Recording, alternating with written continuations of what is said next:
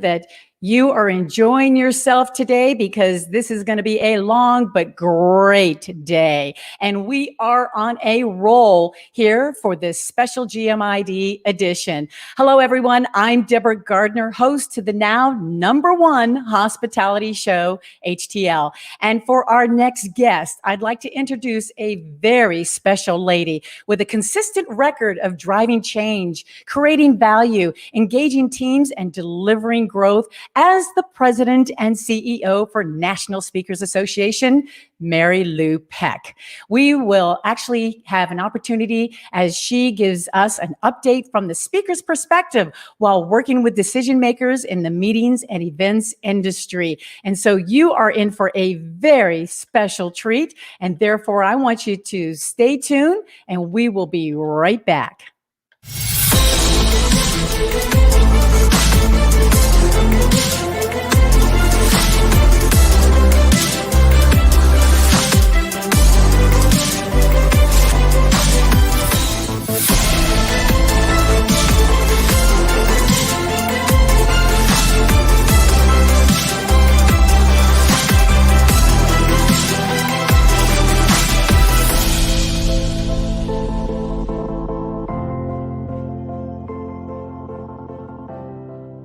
This episode is sponsored by AIM Meetings and Events, home of the no-cost COVID testing program, inspired testing.com /at home and /AIM. Looking forward to knowing more about the sponsorship. Let us know at hello@hospitalitytodaylive.com.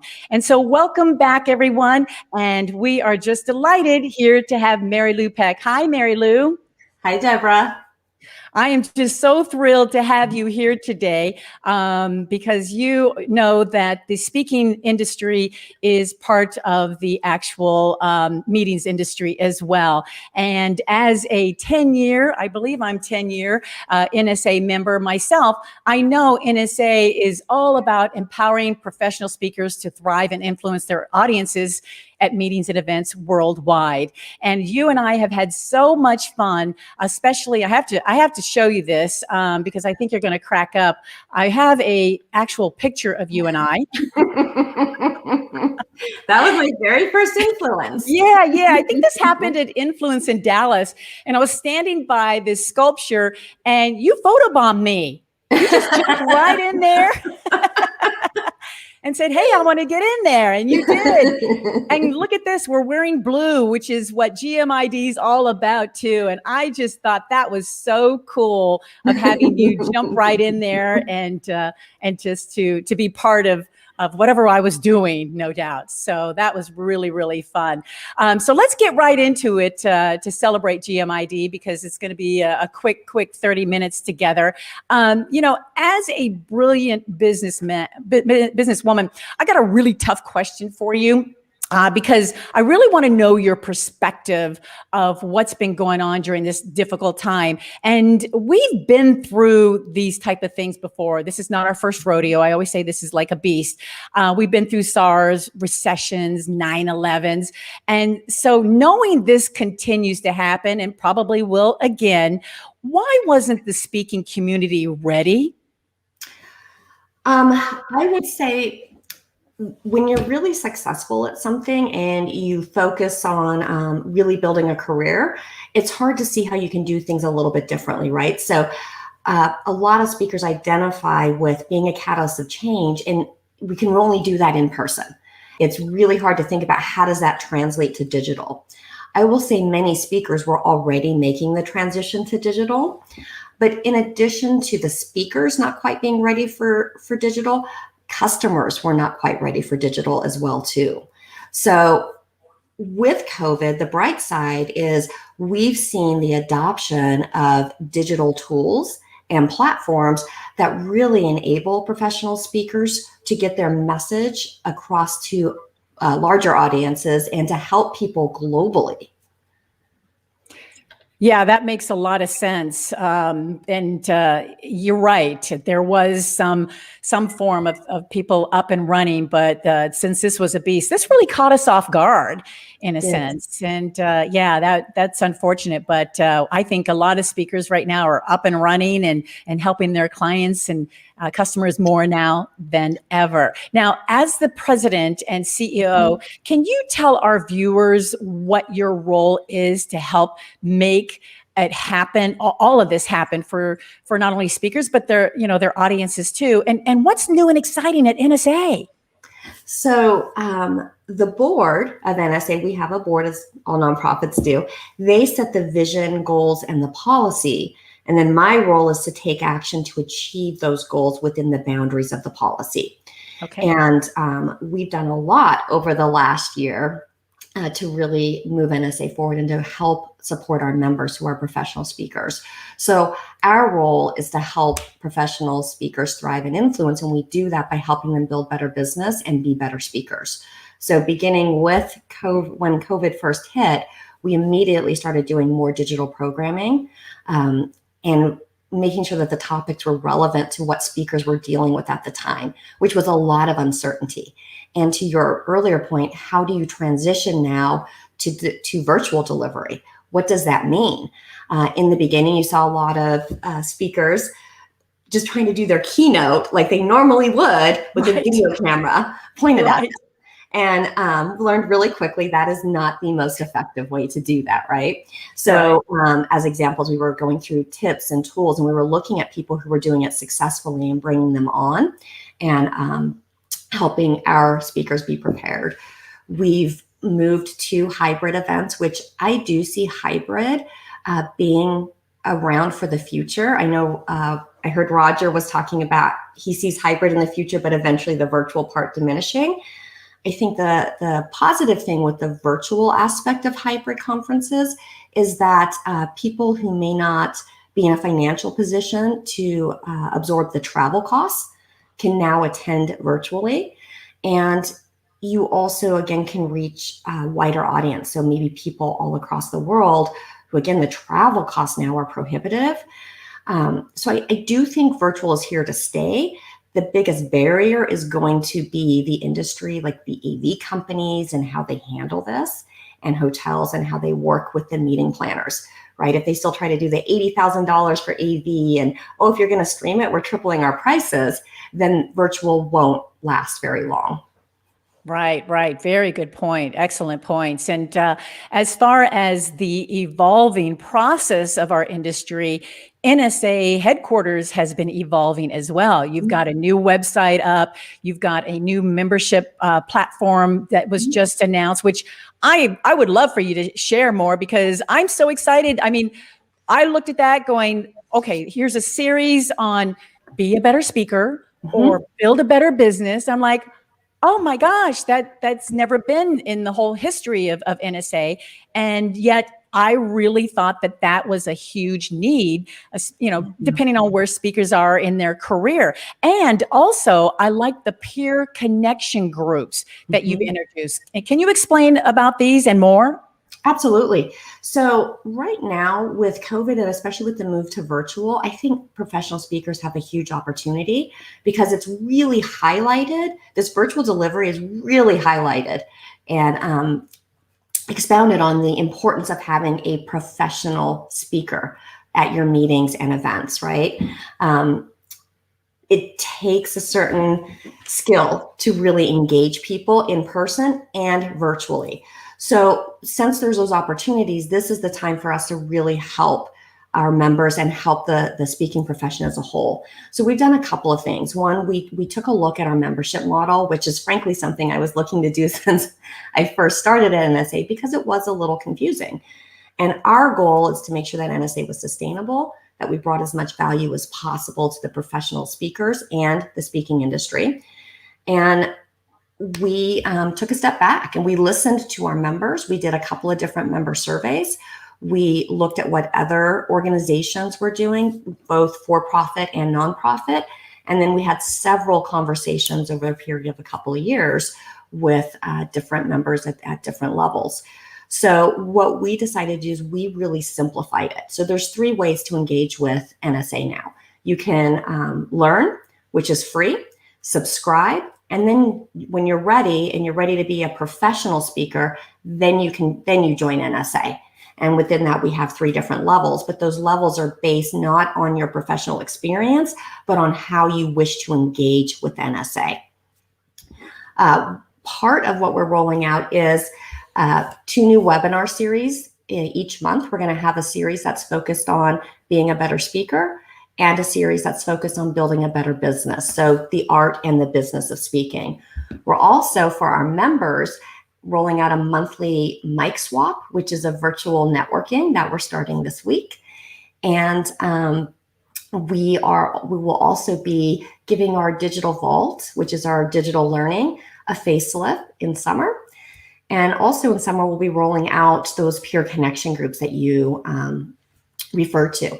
So one of the most confusing things about NSA that we heard from people that were members and from people who should have been members of NSA but were not, was the whole qualifications.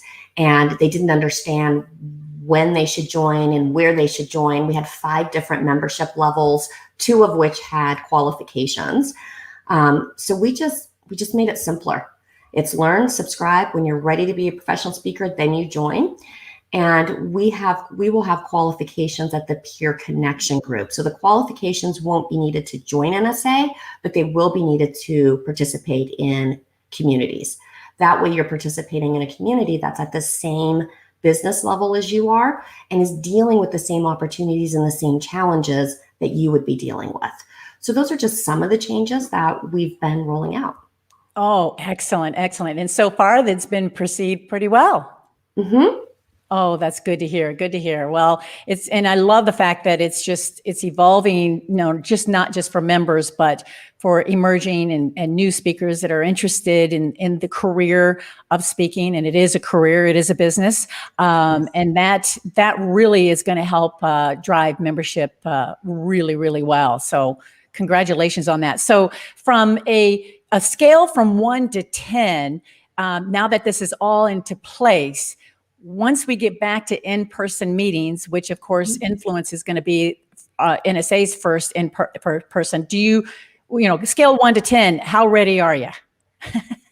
Well, we're definitely ready for in-person. And I think our members are ready for in-person. Roger Rickard had a really good point. Like, there's so much we can do virtually and we can extend our reach virtually, but what you cannot emulate virtually is the human connection. Right. And with meetings being shut down, coupled with everybody quarantining and staying isolated, there is such a need for human connection. Right. I think that's why in the beginning of COVID, we saw a rise in divisive language. It's because people were feeling lonely. They're feeling isolated. They had all of these emotions, had no way to deal with them, had no outlet. I'm really pleased to see we're kind of coming over that hump and we're seeing less divisive language, more inclusion language, and let's look at all viewpoints sort of discussions. Can't agree with you more than that. I tell you, it's really, really true. There's nothing like face-to-face in-person meetings. And I know that 83% of people right now are just so ready. They're just so ready to travel, to just get out and do a lot of things. I know when I travel, I miss my husband a lot more. So, so we'll see. I can't wait to get back on the road, in other words. Okay. So let's talk about decision makers, the clients, the customers, the audience. Post-pandemic, there will be new expectations from them. There's some grumbling that they want faster response times, hybrid knowledge, stricter fee structures, which is understandable because budgets are so tight right now, proactiveness, and providing better content than ever before. So what do speakers need to know about when it comes to these type of expectations and vice versa? What about decision makers? What are they going to be expecting from speakers? Talking from both sides there. Sure. I would say from a decision maker standpoint, one of the things that I'm seeing is decision makers want to pay less for virtual. They're justifying it because, hey, it's just virtual and you don't have travel. The thing, though, to remember is it's harder to deliver a compelling speech virtually and engage the audience virtually. And there's just as much work and preparation that goes into a virtual speech as there is an in-person speech. And what you're really paying for is the IP and the outcome. But that is a trend I'm seeing. For speakers, I think a couple of things for them to be aware of is meeting planners and the decision makers don't appreciate it when you just do a standard proposal. You're not going to get through that way. Those days are starting to dwindle, right? Where it's copy, paste. They want to see things that are customized, that show that you know who their audience is, and tailored, right? So you have an overall message, but how do you tailor it to that audience? And if you have a bunch of videos on YouTube or your TED Talk, showing up at an event and giving the exact same speech that the audience can watch on the internet, the audience isn't satisfied with that, which means the meeting organizer is dissatisfied. So I think it's really important to remember to tailor, and that's from the proposal to delivering the speech, being genuine and being open to Q&A. And we're going to see a lot more need for Q&A. The audience wants to participate and they want to be part of the presentation. They don't want to just be lectured to, even with really great entertaining stories. Part of that is okay, but that can't be the whole speech going forward. I think speakers also will have to learn how to engage with a hybrid audience, and that's challenging. So if you have just a virtual audience, there's certain things you do and you know what you do to engage the virtual. In person, you engage the in person. But when you are in person and it's being delivered virtually as well, trying to pay attention to both audiences, and that's a skill. I am really impressed and inspired by how our members and how professional speakers have adjusted to COVID and the resiliency that they've shown. They've had to become now technology experts in addition to content experts, in addition to delivery experts. They have to, they're constantly, when they're delivering stuff, they're doing switchers and pulling up different screens and doing all their own tech support and lighting and microphone and video, in addition to delivering a robust speech. Yeah, that's definitely something that we've had to pick up as a new talent in this industry is how to be a producer as well. And even that is going to change, Mary Lou, because a lot of clients are looking to the fact that, hey, although you've been really good about, doing all the switching and everything, we're going to hand this over to our producing team. They're going to do that part, so that way we can get back to focusing on our content, which is what we do best. So I think I can see in the future that that's going to relieve a lot of speakers, including myself, because I know I'm sitting here doing a lot of switching as well back here as well. So, okay, so for a very short time period that we have left, in your own words, why should speakers know about Global Meetings Industry Day, which is what we're celebrating today? Why should they know this? Several reasons. First of all, by joining and attending and listening to the sessions, you get market intelligence. You get to learn from your buyers, from your customers, your audience members, from fellow speakers, what's happening in the industry. The number one reason to support this, though, is the advocacy. Global Meetings Industry Day spotlights the impact of meetings and events. And we talk about it all the time, about how meetings and events and a speaker is a catalyst for change, for learning, for increasing productivity and engaging your employees. But what GMID has been able to do is they've quantified it. So now businesses are listening. Deborah, you talk about how many billions of dollars does the event industry bring to our economy. So because of all of the work that GMID has done, it's starting to really raise awareness and put to rest some of the myths that were happening with events. Yes, spot on. Spot on. There was more? No, I was to say, so that reason alone is enough to support GMID, and then the market intelligence. Absolutely, absolutely. And what better day to pick up the phone and for speakers to pick up the phone and call their clients today and say, hey, happy GMID day. I guarantee you they'll take your call. If you say that, they'll be happy to know that you understand what Global Meetings Industry Day is all about. And with 35 countries around the world and thousands of events going on today, this podcast is just one of all those events that people can, speakers can participate in. So hoping that they're watching you in the entire day today, because it's all about knowledge from brilliant business people like yourself. And I believe besides the economy, the meetings industry dictates what we do. So if you're not following today or understanding what GMID Day is, you're going to be left out in the pack. And every NSA chapter that I present at, or every annual at Influence I present at, I'm always saying, you're not in the speaking industry, you're in the meetings industry. And if you can get that mindset, it will switch. It'll help you dig deeper into understanding our clients, our customers, our partners, and more. So great analogy on all that. Thank you, Mary Lou. Well, I'm sure that you have had a very interesting year, looking back, reflecting on all of this. I'm sure there's something personally or professionally that you have learned. Is there any one or two things that really sticks out that you look back and go, wow, that knocked my socks off?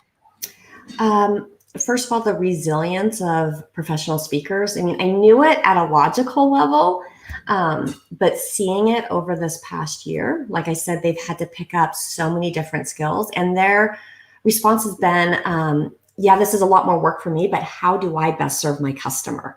So that was just reinforced the love of our members and the love of and appreciation for professional speakers.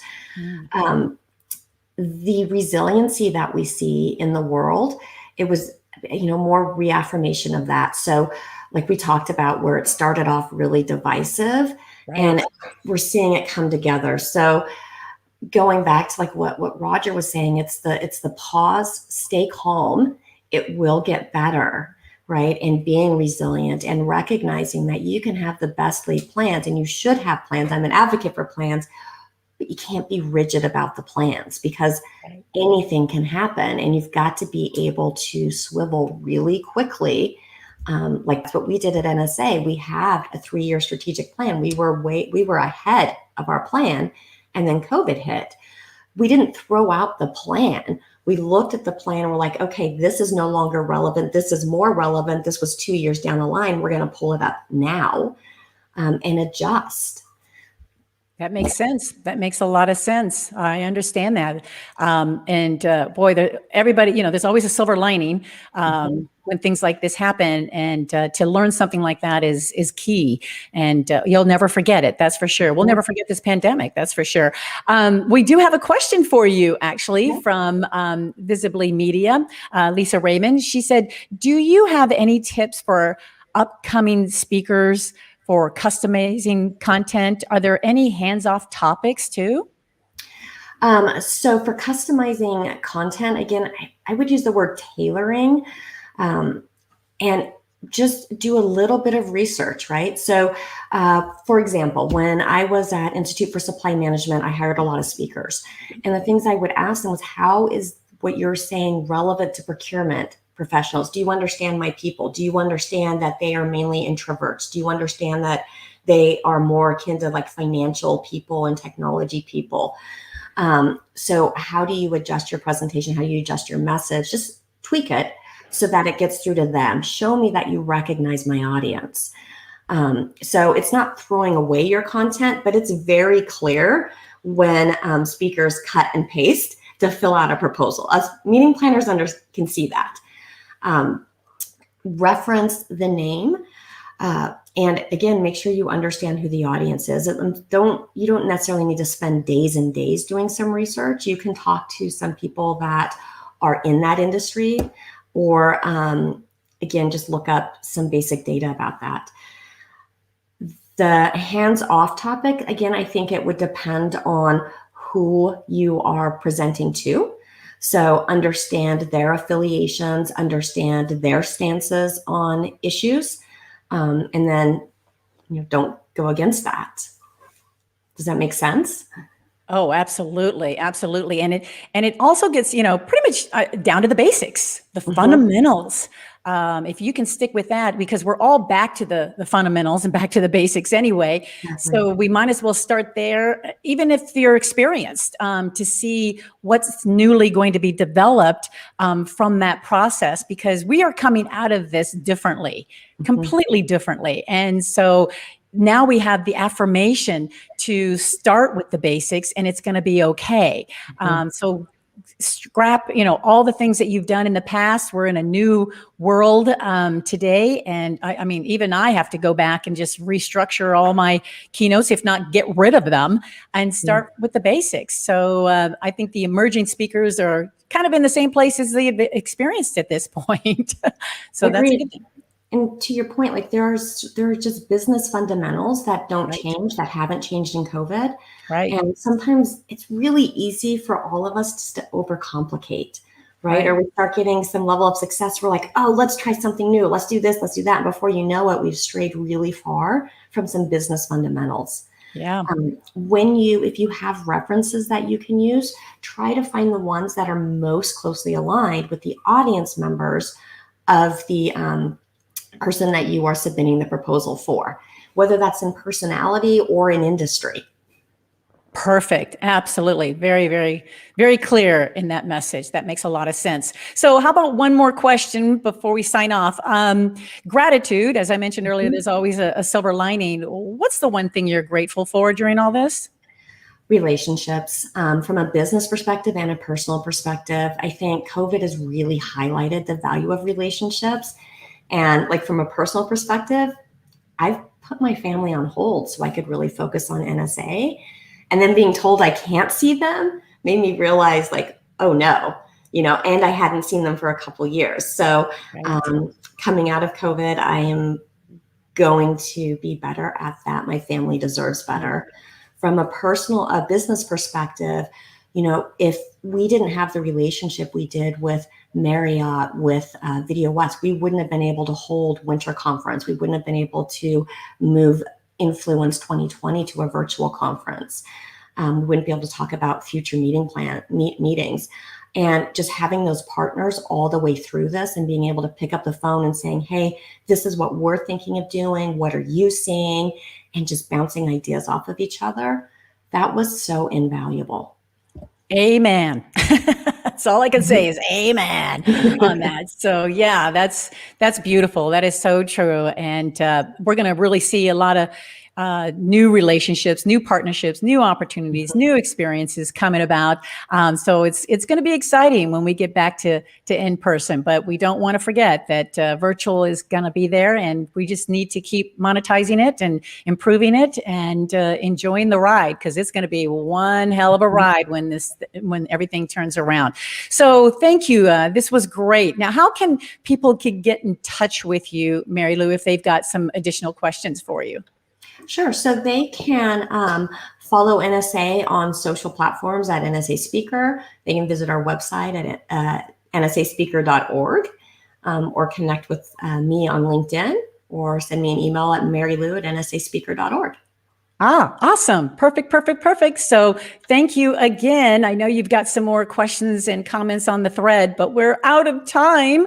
But certainly want to say thank you so much for being here with us. It was just a blast. So much great information. And if anybody wants to see this again, by all means, or share it, they can do so. The replays will be available on our Facebook and YouTube channel as well. So thank you so much for being with us. Have a great GMID day, and we'll see you at Influence in Las Vegas. What's the dates again? July 10th to 12th. Awesome. Okay, we'll be there. Thank you, Mary Lou. Thank you. Well, there you have it. The most brilliant businesswoman that I know, President and CEO of NSA, Mary Lue Peck. And again, I'm hoping that you really did enjoy this episode, and I meant it. If you want to share it with others, just go to our Facebook page or YouTube channel as well. And we will be happy to hear your comments or any questions at hello@hospitalitytodaylive.com as well. Well, we are just getting started today, and now on this big important day for the meetings and events industry, I have the ultimate pleasure to talk with Derek Johnson, who is the CMP DES Chief Diversity Officer with the Tally Management Group. And although Derek sits on multiple global association boards, he's also a public speaker, along with having many cool talents. But Derek is going to talk with us and share with us the topic of hybrid craze, diversity, and more. So take a 15-minute break, come back with us, and you'll be glad you did.